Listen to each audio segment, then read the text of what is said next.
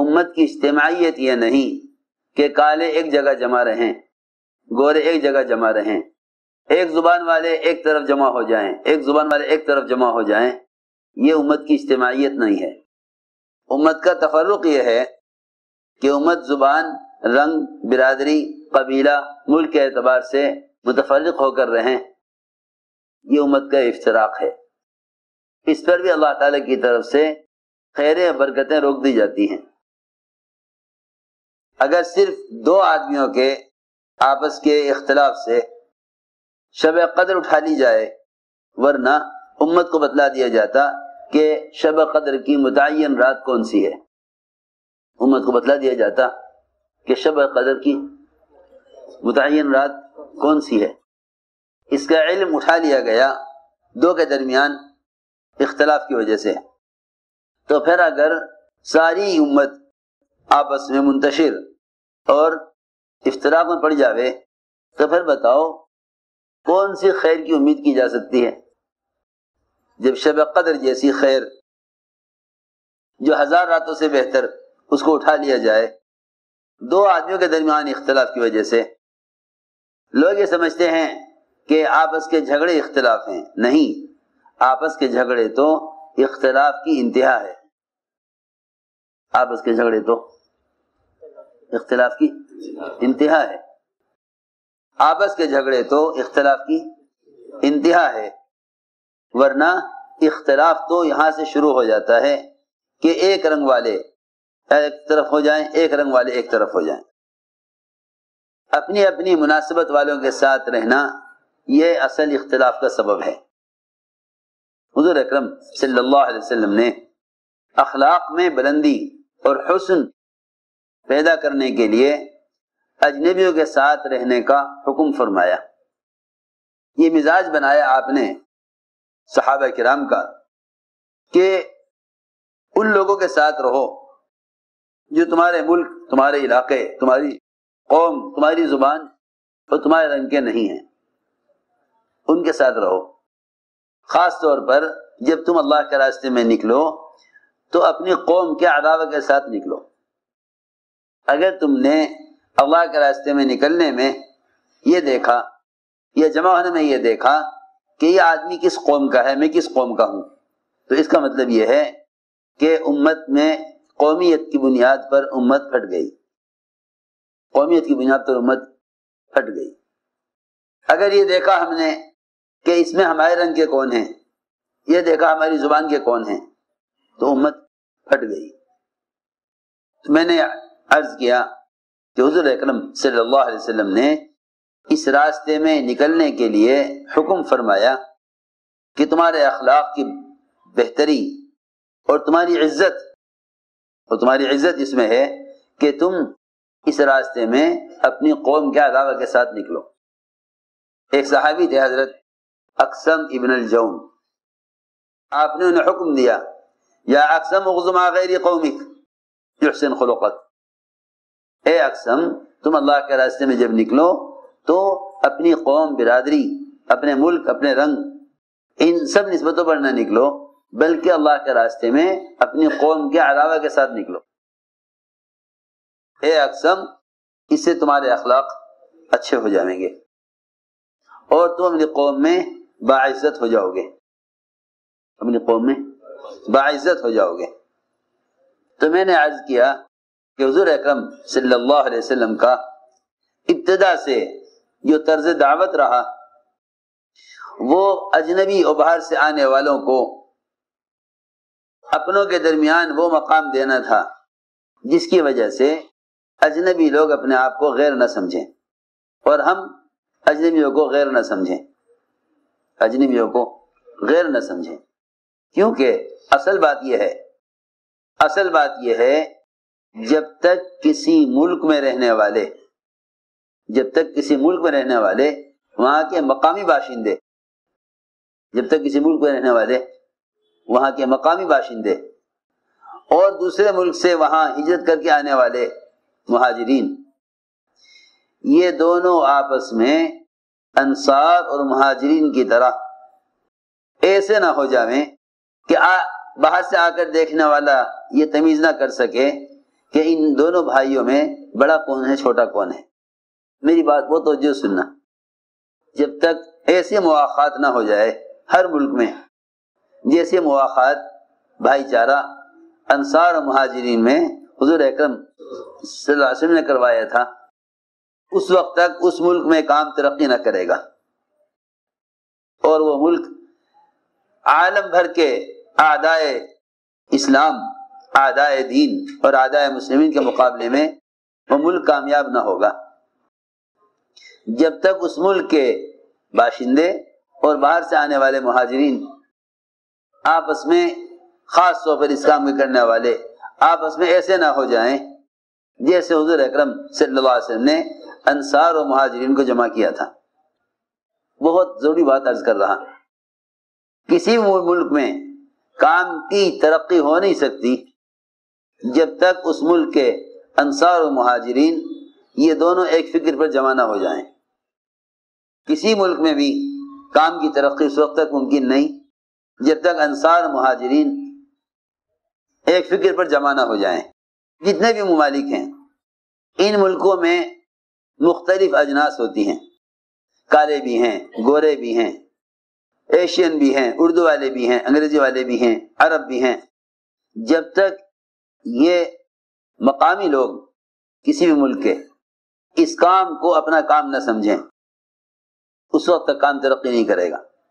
اس لیے کہ ہجرت وجود میں جب آئی، جب انصار مدینہ نے اس کام کو کام سمجھ لیا اور مہاجرین نے مدینے میں آ کر اپنے آپ کو اس کام کا انصار کے مقابلے میں زیادہ حقدار نہیں سمجھا، تو میری بات بہت توجہ سننی پڑے گی. مدینے سے اسلام پھیلا ہی اس لیے ہے، مدینہ منورہ سے اسلام پھیلا ہی اس لیے ہے کہ انصار اور مہاجرین یعنی مقامی باشندے اور باہر سے آنے والے یہ دونوں کے دونوں ایک فکر پر جمع ہو گئے، تو مدینہ منورہ سے اسلام پھیل گیا. مدینے سے اسلام پھیلنے کی وجہ اصل یہ ہوئی کہ انصار اور مہاجرین مقامی لوگ اور باہر سے آنے والے دونوں ایک فکر پر جمع ہو گئے. ہماری سب سے بڑی مشکل یہ ہے، ان ملکوں میں مقامی لوگ سمجھتے ہیں کہ یہ باہر سے آنے والوں کا کام ہے، ایشین لوگوں کا کام ہے، کیونکہ ہندوستان سے کام آیا ہے اور یہ ہندوستان کے ہیں، یہ ان کا کام ہے، یہ ان کا کام ہے. اللہ معاف فرمائے ہمیں، ہم یوں سمجھتے ہیں کہ بھئی کیونکہ ہم ہندوستان کے ہیں کسی ملک میں تو ہم ہندوستان سے آئے ہیں، یہ ہمارا کام ہے. حضور اکرم صلی اللہ علیہ وسلم نے جو سب سے بڑا کام کیا وہ صحابہ کے ذہن سے اور دل سے اس خیال کو نکالا کہ تم یہ مت سمجھو کہ ہم کیونکہ مہاجر ہیں، ہجرت کر کے ہم آئے ہیں، دین اور دعوت ہم مکے سے لے کر آئے ہیں، ہم زیادہ حقدار ہیں اس کام کے. میری بات وہ توجہ سننی ہوگی. بلکہ حضور اکرم صلی اللہ علیہ وسلم نے انصار و مہاجرین کے درمیان ایسا بھائی چارہ قائم کرایا کہ صحابہ مہاجرین انصاری بھائی کے بچے سے شادی نہ کرتے تھے کہ یہ ہماری بھتیجی ہے، بھتیجے سے شادی کیسے کریں، یہ میرے سگے بھائی کی بچی ہے، میں اس سے نکاح کیسے کروں. مہاجری سوچتا تھا کہ یہ انصاری بھائی میرا بھائی ہے، میں اس کی بچی سے شادی کیسے کروں. اللہ نے بتلایا کہ نہیں، تم آپس میں بھائی بھائی ہو، دینی اعتبار سے حقیقی بھائی نہیں ہو، لہذا کوئی حرج نہیں اگر انصاری مہاجری کی لڑکی سے شادی کرے، مہاجری انصاری لڑکی سے شادی کرے تو حرج نہیں، اس لیے کہ تمہارے درمیان جو بھائی چارہ ہے وہ دینی بھائی چارہ ہے. اس درجہ آپس میں اس درجہ اجتماعیت تھی کہ وہ دوسرے کا اپنے آپ کو حقیقی بھائی سمجھتے تھے. میں نے ایک ضروری بات عرض کی ہے، کسی ملک میں بھی کام ترقی نہیں کر سکتا جب تک انصار مہاجرین ایک فکر پر جمع نہ ہو جائیں. اگر ان میں سے کوئی بھی اپنے آپ کو دوسرے کے مقابلے میں کام کا اہل حقدار سمجھتا ہے تو یقینی بات ہے کہ پھر مقامی لوگ وہ اس کام کو اپنا کام نہیں سمجھیں گے۔ حضور اکرم صلی اللہ علیہ وسلم نے زبان کی نسبت سے، رنگ کی نسبت سے، قبیلے خاندان کی نسبت سے، ان تمام نسبتوں سے اور علاقائیت اور قومیت کی نسبت سے، ان ساری نسبتوں سے نکال کر امت بنائی، ان سب نسبتوں سے نکال کر امت بنائی، یہاں تک کہ حضور اکرم صلی اللہ علیہ وسلم نے اس امت کو زبان میں بھی تقسیم نہیں ہونے دیا، حالانکہ سب سے زیادہ امت کے تقسیم ہونے کا سبب زبان ہے۔ امت کے تقسیم ہونے کا سب سے بڑا سبب زبان ہے۔ جتنے بھی دنیا میں طبقات ہیں وہ طبقات زبان کی وجہ سے ہیں، طبقات زبان کی وجہ سے ہیں۔ سب سے بڑا سبب امت کے طبقات میں تقسیم ہونے کا وہ زبان میں تقسیم ہونا ہے، لیکن حضور اکرم صلی اللہ علیہ وسلم نے زبان کی بنیاد پر تقسیم ہونے کو بھی انتہائی برا سمجھا۔ دیکھو ہم یہ سمجھتے ہیں کہ بھئی کام ہندوستان سے آیا ہے لہذا اردو والے زیادہ حقدار ہیں۔ اردو والے یہ خیال کریں کہ اس ملک میں کیونکہ کام ہندوستان سے آیا ہے لہذا اس ملک میں اردو والے اس کام کے زیادہ اہل ہیں۔ جب یہ بات مدینہ منورہ میں پیش آئی کہ حضور اکرم صلی اللہ علیہ وسلم نے اجنبی لوگوں کو اپنے آپ وہ مقام دیا کہ جو مقام آپ نے اپنوں کو بھی نہیں دیا تھا، اجنبی لوگوں کو مقام دیا۔ سلمان، صہیب، بلال، یہ سب غیر عرب باہر سے آئے ہوئے، حضور اکرم صلی اللہ علیہ وسلم نے ان کو وہ درجہ دیا جس سے آپ کے صحابہ یہ سمجھیں کہ آپ صلی اللہ علیہ وسلم کسی کی رعایت اس لیے نہیں کرتے کہ یہ ہماری قوم، ہماری زبان، ہمارے رنگ کا آدمی ہے۔ میرا مقصد عرض کرنے کا یہ ہے کہ حضور اکرم صلی اللہ علیہ وسلم کا طرز ایسا تھا کہ ہر صحابی سمجھتا تھا کہ آپ کو مجھ سے زیادہ محبت ہے، آپ کو مجھ سے زیادہ محبت ہے۔ یوں آپ نے اپنی امت کو رنگ، زبان، قبیلے اور برادریوں میں تقسیم نہیں ہونے دیا۔ تو میں نے عرض کیا دوستو عزیزوں، جن ملکوں میں مختلف زبانیں ہیں اس میں کوئی زبان والا یہ فخر نہ کرے کہ بھئی ہم اس زبان والے ہیں لہذا ہم اس کام کے زیادہ حقدار ہیں۔ کہ میں نے عرض کیا کہ یہ تینوں سلمان اور بلال اور صہیب رضی اللہ عنہ اجمعین، ایک روم کا، ایک فارس کا اور جو ہے ان میں ایک حبشہ کا، یہ تینوں بیٹھے ہوئے تھے ایک مجلس میں، تینوں غیر عرب۔ اتنے میں آ گئے عرب کے قبیلے کے قیس بن مطاطیہ، وہ عرب، بہت توجہ سننا قصہ، قیس بن مطاطیہ وہ عرب، انہیں خیال ہوا قیس بن مطاطیہ کو کہ یہ تو تینوں غیر عرب ہیں، ہمارے ملک کے ہیں نہیں، ان کی زبان بھی وہ نہیں جو ہمارے نبی کی زبان ہے، ہمارے نبی عربی ہیں، یہ غیر عرب ہیں اور ہماری زبان بھی عربی ہے، تو زبان کی وجہ سے جو مدد ہم کر سکتے ہیں اس دعوت کے کام پر، اللہ کے رسول صلی اللہ علیہ وسلم کی جو مدد ہم کر سکتے ہیں وہ یہ نہیں کر سکتے، وہ یہ نہیں کر سکتے، کیونکہ ہم عرب ہیں، ہماری زبان عربی ہے اور اللہ کے نبی کی زبان عربی ہے، اور واقع عربی زبان کہ عربی زبان قرآن کی زبان، جنت کی زبان، حدیث کی زبان، ساری قومیں جنت میں عربی زبان بولیں گی۔ سب سے افضل زبان ہے تمام زبانوں میں سب سے افضل زبان ہے عربی، اور سب سے زیادہ مؤدب زبان ہے۔ ساری زبانیں زبانوں سے بنی ہیں، عربی مستقل زبان ہے اور ہمیشہ کے لیے، ہمیشہ کی زبان ہے، جنت میں سارے جنت عربی بولیں گے۔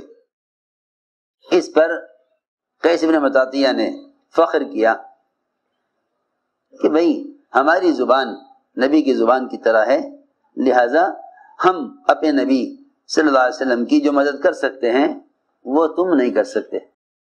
وہ تم نہیں کرتے کیونکہ تم عرب نہیں ہو۔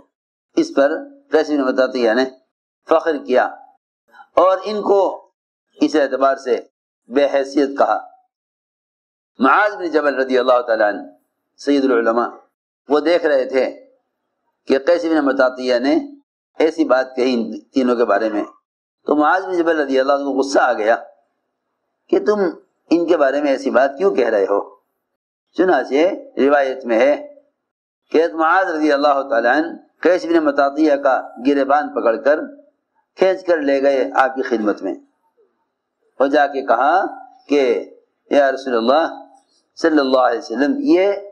قیس بن مطاطیہ یوں کہتا ہے کہ ہم زیادہ حقدار ہیں نبی کی مدد اور نصرت کے، کیونکہ جو کام نبی لے کر آئے ہیں ہماری ان کی زبان ایک ہے، جو مدد ہم کر سکتے ہیں تم نہیں کر سکتے۔ حضور اکرم صلی اللہ علیہ وسلم کو اس بات پر سخت غصہ آیا، اس پر آپ کو سخت غصہ آیا آپ کو اس پر، اور آپ صلی اللہ علیہ وسلم منبر پر تشریف فرما ہوئے، صحابہ جمع ہو گئے، آپ نے بیان فرمایا اور یہ فرمایا کہ یہ عربی زبان نہ تمہاری ماں ہے نہ تمہارا باپ ہے، عربی زبان نہ تمہاری ماں ہے نہ تمہارا، کہ تم اس پر فخر کرو۔ یہ تو زبانوں میں سے ایک زبان ہے، یہ تو زبانوں میں سے ایک زبان ہے، نہ یہ تمہاری ماں ہے نہ تمہارا باپ ہے، یہ تو زبانوں میں سے ایک زبان ہے۔ جس کو عربی زبان آتی ہے وہ عربی ہے، جس کو فارسی آتی ہے وہ فارسی ہے، جس کو انگریزی آتی ہے وہ انگریزی ہے۔ تم نے اس پر کیوں فخر کیا